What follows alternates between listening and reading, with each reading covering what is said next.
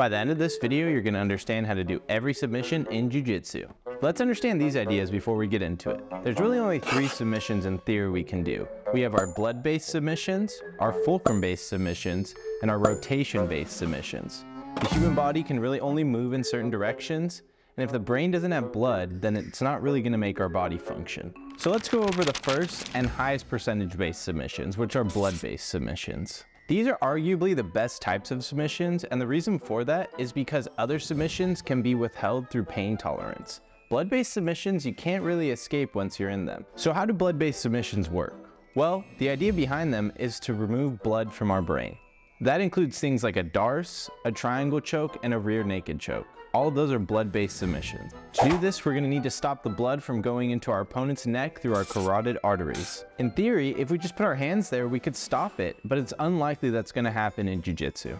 Let's talk about 2 of the most common submissions and how they're exactly the same. We have the rear naked choke, which is going to use our arms, and then we have the triangle choke, which is going to be using our legs, but in theory, they're doing the same thing. Another idea with blood chokes is they're always going to form some kind of triangle. Just think about it. If we're doing a rear naked choke, our arms are in a triangle. A triangle is a triangle. Darces, anacondas, they all are in the shape of a triangle. Even things like a go-go clinch form a triangle. Now things like a rear naked choke don't require the arm in, but most other chokes do. The reason for that is we can close the gap between our partner's carotid artery with their shoulders. Now let's move on to fulcrum base. This is going to cover things such as the ankle lock, arm bar, and knee bar.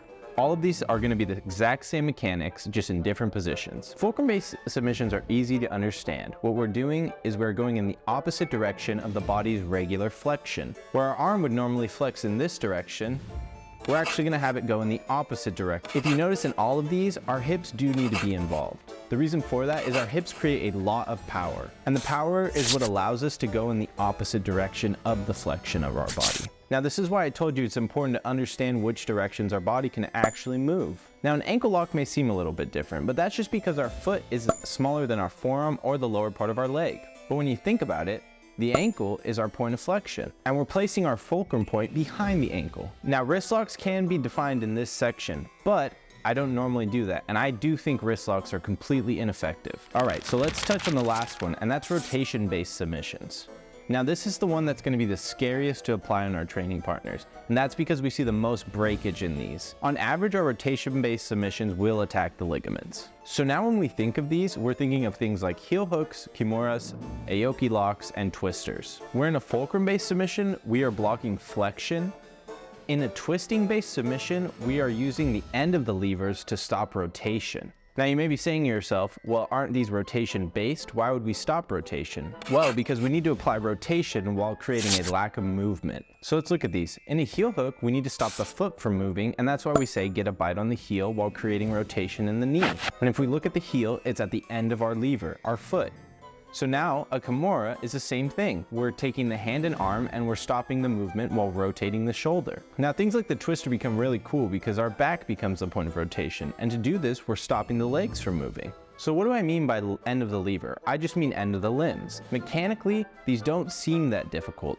But when you're doing them, they tend to be the hardest to learn. And at the same time, they tend to have the most options of attack. That's why we see things like inside-outside heel hooks and Americanas and kimuras. So if you're ever in a position where the end of the lever can be stopped, but you can still move the limb, that is a good breaking position. So let's recap. We've got our blood chokes that are going to be stopping the carotid arteries. We have our fulcrum-based chokes that are going to be in the opposite direction of flexion. We have our rotation base where we are stopping the end of the lever while creating rotation. Now you know every submission in Jiu-Jitsu. Just pick which one you're going to learn and learn that path into submissions. You're going to find it be way easier to understand other submissions in the area once you've started to understand the mechanics. And that's what this video is about, teaching you the mechanics of every submission.